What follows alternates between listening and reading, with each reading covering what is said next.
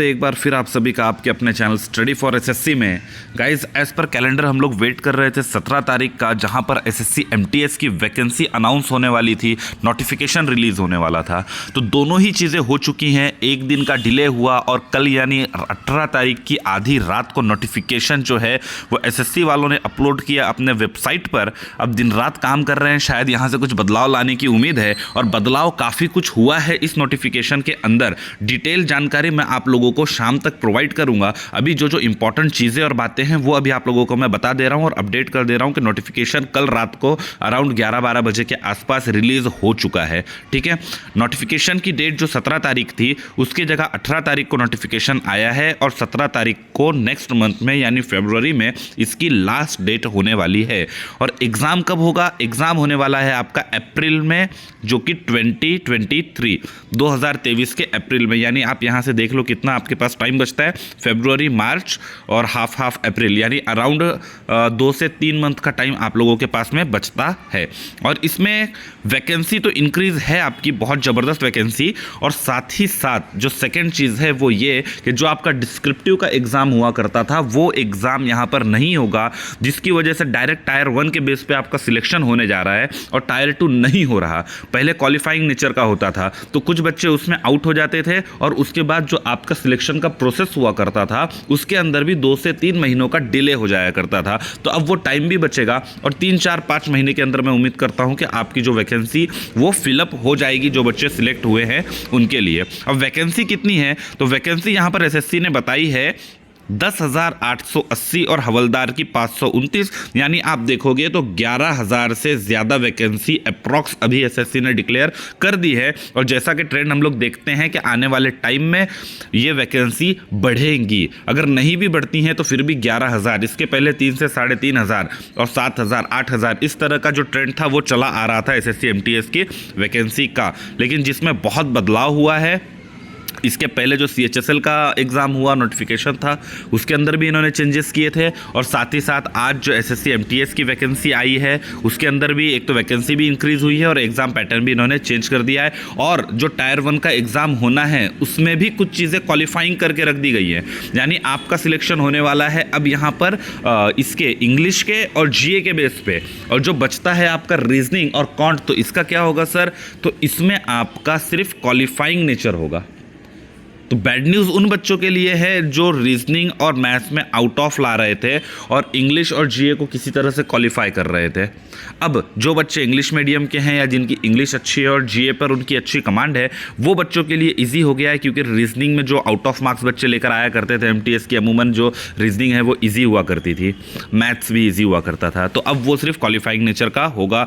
तो आप इसको अपने अकॉर्डिंग ले सकते हो, आपके लिए गुड न्यूज़ है या नहीं। ठीक है, तो साथ ही साथ जो रिजर्वेशन है, एक और क्राइटेरिया होता है एज का, तो एज का क्राइटेरिया आपको बता देता हूँ। ठीक है, ओके। तो आपकी जो एज का क्राइटेरिया है वो है 18 to 25 ईयर। 2 तरह के इसके अंदर क्राइटेरिया होते हैं एज के। तो पहला है 18 to 25 और सेकंड है 18 to 27। ओके, हाँ ठीक है, इसको चेक करोगे तो 1998 के पहले नहीं होना चाहिए और सेकंड इसमें 1996, 2 जन 1996 के पहले आपकी डेट ऑफ बर्थ नहीं होनी चाहिए। रिजर्वेशन आप डिटेल चेक कर लोगे। ओके, ठीक है, ठीक है। एक बार मैं अच्छे से इस पूरे नोटिफिकेशन को रीड कर लूँगा और जो भी इन्फॉर्मेशन बचती है डिटेल वीडियो आप लोगों को कोशिश करूँगा कि आज शाम तक मैं प्रोवाइड कर दूँ। फॉर्म भरने की डेट स्टार्ट हो चुकी है तो उसको आप भरना स्टार्ट कर दो। लास्ट में बहुत लोड आएगा, कंपटीशन कम नहीं होगा, कंपटीशन बहुत ज़बरदस्त होने वाला है। लगभग 60-70 लाख बच्चे फॉर्म भरते हैं इसके, जिसमें बोलने के लिए तो ये 10th पास के लिए वैकेंसी है, लेकिन 12वीं वाले बच्चे, सीएचएसएल वाले, सीजीएल वाले बच्चे, अच्छे ग्रेजुएट किए हुए, एमबीए किए हुए बच्चे, यहाँ तक कि पीएचडी किए हुए बच्चे भी इसके फॉर्म्स को भरते हैं। एजुकेशन क्वालिफिकेशन मैट्रिक दिया हुआ है, लेकिन सिर्फ मैट्रिक पे जाना नहीं है, ये मिनिमम बेस है। इसके ऊपर के जो बच्चे हैं वो सारे बच्चे ये भरते हैं, एक तरह से डिपार्टमेंट में एंट्री कर जाएंगे और उसके बाद देखेंगे। एसएससी की वेबसाइट से आप लोगों को फॉर्म भरना है जो यहाँ पर दिया हुआ है। ओके, और एक बार सरसरी तौर पे देख लेते हैं कुछ इंपॉर्टेंट चीज़। फीस है आपकी 100 रुपीज़, जो अमूमन एसएससी 100 रुपीज़ ही रखता है। जहाँ पर आप बैंकिंग वगैरह में देखते हो वहाँ से 500, 1000 रुपये, 2000 रुपये इस तरह की फ़ीस होती है। ठीक है, ओके। तो मुझे लगता है जो फ़िलहाल पहली नज़र में देखने वाली चीज़ें थी वो देख ली। एग्ज़ाम पैटर्न जो बचा है आपका, एग्ज़ाम पैटर्न में अच्छे से आप लोगों को समझा दूंगा। क्वालिफाइंग है तो कितना क्वालिफाइंग है, कैसे नेगेटिव मार्किंग होगा, जो भी डिटेल उन्होंने प्रोवाइड की होगी वो सारी डिटेल एक सिंगल वीडियो में शेयर कर लूँगा आप लोगों के साथ में मैं। फिर भी यहाँ पर देखो आपको दिख रहा है session 1 numerical and reasoning, okay. और सेकंड है जनरल अवेयरनेस और इंग्लिश लैंग्वेज, जिसमें पासिंग मार्क्स जो मिनिमम रखे हैं वो 20-20 और 25-25 क्वालिफाइंग नेचर के जो होते हैं। ठीक है, टाइम कितना है 45 मिनट्स और 45 मिनट्स। ठीक है, यानी टोटल कितना हो रहा है 90 मिनट्स हो रहा है। और रिजर्वेशन वालों के लिए 60 मिनट्स से 120 मिनट्स हो रहे हैं।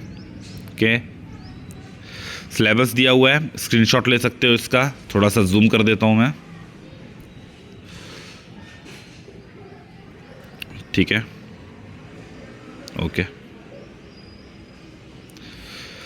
हाँ, एक फिजिकल एफिशिएंसी टेस्ट दिया हुआ है यहाँ पे, जो 1600 मीटर चलना है 15 मिनट में, और फीमेल के लिए 1 किलोमीटर इन 20 मिनट्स। ठीक है, इजी है, जो मुश्किल नहीं है, ज़्यादा चला जा सकता है। ओके, बाकी जो डिटेल है हाइट वगैरह मेल फीमेल के लिए क्या होना चाहिए वो दी हुई है यहाँ पे। ठीक है, चलो अभी वाइंड अप करते हैं। मैं सारी चीज़ों का एक नोट बना लेता हूँ, जितनी भी इंपॉर्टेंट चीज़ें हैं, और एक साथ में आपको वो प्रोवाइड करता हूँ। चैनल अगर आप लोगों ने सब्सक्राइब करके नहीं रखा हुआ है तो सब्सक्राइब कर लें, ताकि कोई भी अपडेट में डिले ना हो। ठीक है, थैंक यू, बाय बाय।